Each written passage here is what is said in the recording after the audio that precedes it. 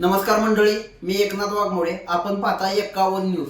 तुषार खरात जे प्रकरण आता सध्या सुरू आहे किंवा मंत्री जयकुमार गोरेंवर तुषार खरात यांनी जे आरोप केलं त्याचं संपूर्ण महाराष्ट्रभर पडसाद उमटलं आणि जयकुमार गोरे टार्गेट केले गेले.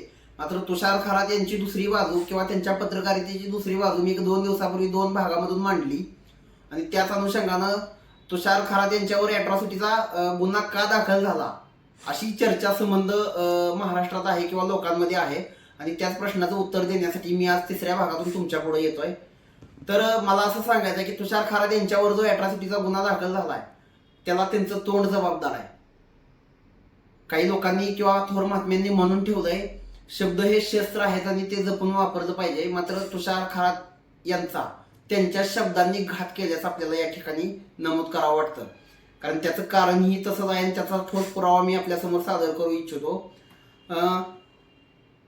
हा जो पुरावा आहे हा व्हॉट्सअपचा स्क्रीनशॉट आहे आणि या स्क्रीनशॉट मधल्या त्या ग्रुपचं नाव आहे वाकळवाडी पळशी म्हणून एक ग्रुप आहे. या स्क्रीनशॉटमध्ये तेवढंच नाव दिसतंय. त्या स्क्रीनशॉटमध्ये शेखर पाटोळे यांचा अर्धा फोटो आहे आणि त्या अर्ध्या फोटोच्या खाली तुषार खरात यांचा मेसेज आहे. तो फोटो पण तुषार खरात यांनीच पाठवलेला आपल्याला दिसतंय. एका मंत्र्याची पायतान एक लाचार बेवडा हातात घेऊन उभा आहे. या प्रामाणिक निष्ठावंत पायतान उचल्याचं नाव कोणी सांगू शकेल का असा त्यांचा प्रश्न होता. आणि त्याच्यानंतर त्यांनी त्याच प्रश्नाला उत्तर दिलंय. ओळखलं नसेल तर सांगतो, हा पायतान उचल्या शेखर पाटोळे आहे. मात्र शेखर पाटोळे असं म्हणायच्या आधी त्यांनी शेखर पाटोळे यांची जी जात आहे त्या जातीवाचक शब्दानं त्यांना हिनवलं आणि त्याच्यामुळंच शेखर पाटोळे यांनी तुषार खरात यांच्या विरोधात तक्रार दाखल केली आणि त्याच अनुषंगानं पोलिसांनी त्यांना ताब्यात घेतलं. हा झाला त्यांच्यावर अॅट्रॉसिटी दाखल का झाली याचं हे ठोस कारण होतं, त्याचा ठोस पुरावा होता आणि याच पुराव्यामुळं तुषार खरात यांना अॅट्रॉसिटीच्या गुन्ह्यात पोलिसांनी ताब्यात घेतलेला आहे. अजून तुषार खरात यांच्याबद्दल सांगायचं झालं तर तुषार खरात यांचा त्यांच्या शब्दांनी घात केल्याचं आपल्याला या ठिकाणी नमूद करायला लागते. तुषार खरात यांनी ज्यावेळेस एकांगी पत्रकारिता केली किंवा एकच बाजू धरून त्यांनी पत्रकारिता केली त्यावेळेस त्यांच्यावर काही लोकांनी त्यांना उचलून धरलं किंवा जे त्यांचे विरोधक आहेत ज्यांनी त्यांना उचलून धरले त्यांच्या विरोधकांनी त्यांना हिनवलं, टोचून बोलले. ह्या 100% गोष्टी आहेत. मात्र तुषार खरात यांनी पत्रकार म्हणून आपल्या भाषेचं भान ठेवायला पाहिजे होतं आणि तेच भान न ठेवल्यामुळं तुषार खरात यांच्यावर अॅट्रॉसिटीचा गुन्हा दाखल झाला. तुषार खरात यांनी आपलं शब्द जर जपून वापरलं असतं ना तर त्यांच्यावर ही वेळ आली नसती.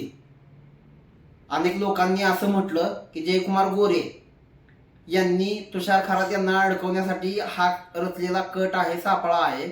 मात्र मी या ठिकाणी परत एकदा सांगतो, जयकुमार गोरे यांचं काय माझं सोयीसुतक नाही. मला त्यांची बाजू घ्यायचं परत एकदा काही कारण नाही.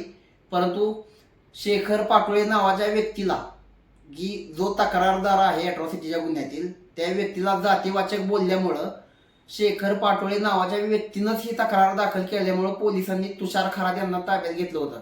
यामध्ये जयकुमार गोरेंचा कुठंही त्याच्यात सहभाग नाहीये असं दिसतंय.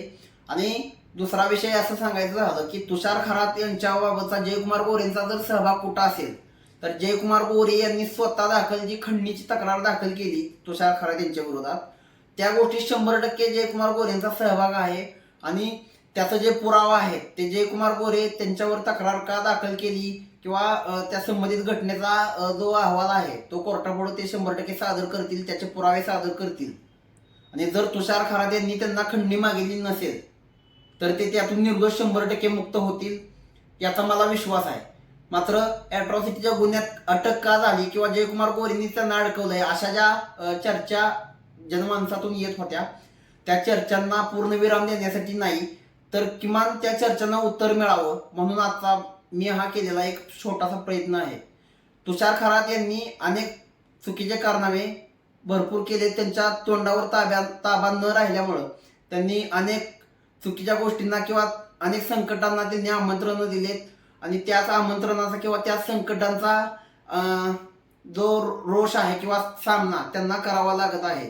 तुषार खरात यांनी जी अनेक प्रकरणं चुकीची केलेली आहेत त्यांचा देखील पर्दाफाश लवकरच होणार आहे आणि पुढच्या भागात त्यांच्या आणखी एका प्रकरणाचा उलगडा करण्यासाठी मी परत एकदा येईन. तोपर्यंत धन्यवाद.